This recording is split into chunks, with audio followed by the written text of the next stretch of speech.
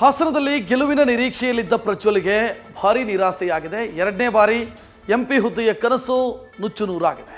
ಸೋಲಿನ ವಿಷಯ ತಿಳಿದ ಪ್ರಜ್ವಲ್ ಎಸ್ಐಟಿ ಪಂಜರದಲ್ಲಿ ನೀರಬಕ್ಕೆ ಜಾರಿದ್ದಾರಂತೆ.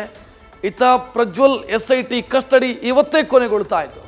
ಎಸ್ಐಟಿ ಅಧಿಕಾರಿಗಳು ಆರೋಪಿ ಪ್ರಜ್ವಲ್ ಅವರನ್ನ ಲೈಂಗಿಕ ಪರೀಕ್ಷೆಗೆ ಒಳಪಡಿಸಿದ್ದಾರೆ.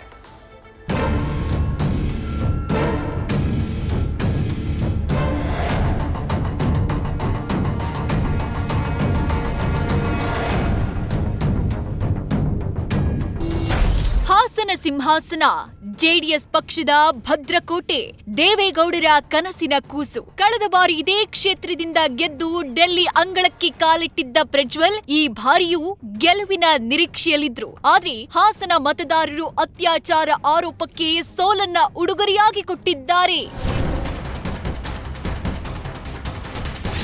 ಆರೋಪಿ ಪ್ರಜ್ವಲ್ ರೇವಣ್ಣಗೆ ಸೋಲಿನ ಆಘಾತ. ರಿಸಲ್ಟ್ ಗೊತ್ತಾಗ್ತಿದ್ದಂತೆ ಮೌನಕ್ಕೆ ಜಾರಿದ ಪ್ರಜ್ವಲ್.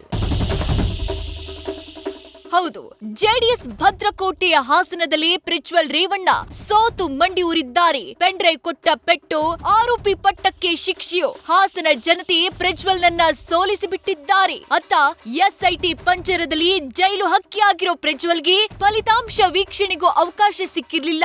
ಆದ್ರೆ ರಿಸಲ್ಟ್ ಕುರಿತು ಎಸ್ಐಟಿ ಅಧಿಕಾರಿಗಳು ಪ್ರಜ್ವಲ್ಗೆ ಮಾಹಿತಿ ನೀಡಿದ್ರಂತೆ. ಮೂಲಗಳ ಪ್ರಕಾರ ಸೋಲಿನ ವಿಚಾರ ತಿಳಿತಾ ಇದ್ದಂತೆ ಪ್ರಜ್ವಲ್ ಮಂಕಾಗಿದ್ರು ಎನ್ನಲಾಗ್ತಿದೆ. ಎಸ್ಐಟಿ ಕಚೇರಿಯಲ್ಲಿ ಮೌನ ಮಂತ್ರ ಜಪಿಸಿದ್ದಾರಂತೆ. ನಾಳೆ ಕಸ್ಟಡಿ ಅಂತ್ಯ. ಇಂದು ಪ್ರಜ್ವಲ್ಗೆ ಲೈಂಗಿಕ ಪರೀಕ್ಷೆ. 6 ಗಂಟೆಗಳ ಪರೀಕ್ಷೆ. ನಾಳೆ ನ್ಯಾಯಾಲಯಕ್ಕೆ ರಿಪೋರ್ಟ್ ಸಲ್ಲಿಕೆ. ಅತ್ತ ಪ್ರಜ್ವಲ್ ಲೈಂಗಿಕ ದೌರ್ಜನ್ಯ ಸಂಬಂಧ ಎಸ್ಐಟಿ ಅಧಿಕಾರಿಗಳು ತನಿಖೆ ಚುರುಕುಗೊಳಿಸಿದ್ದಾರೆ. ಪುರುಷತ್ವದ ಪರೀಕ್ಷೆಗೆ ಕೋರ್ಟ್ ಸಿಗ್ನಲ್ ಪಡೆದ ಎಸ್ಐಟಿ ಆರೋಪಿ ಪ್ರಜ್ವಲ್ಗೆ ವೈದ್ಯಕೀಯ ಪರೀಕ್ಷೆ ನಡೆಸಿದ್ದಾರೆ. ನಾಳೆ ಕಸ್ಟಡಿ ಅಂತ್ಯವಾಗಲಿರೋ ಕಾರಣ ಬೌರಿಂಗ್ ಆಸ್ಪತ್ರೆಗೆ ಕರೆದೊಯ್ದು ಅಧಿಕಾರಿಗಳು ಆರೋಪಿಯ ಲೈಂಗಿಕ ಪರೀಕ್ಷೆ ನಡೆಸಿದ್ದಾರೆ.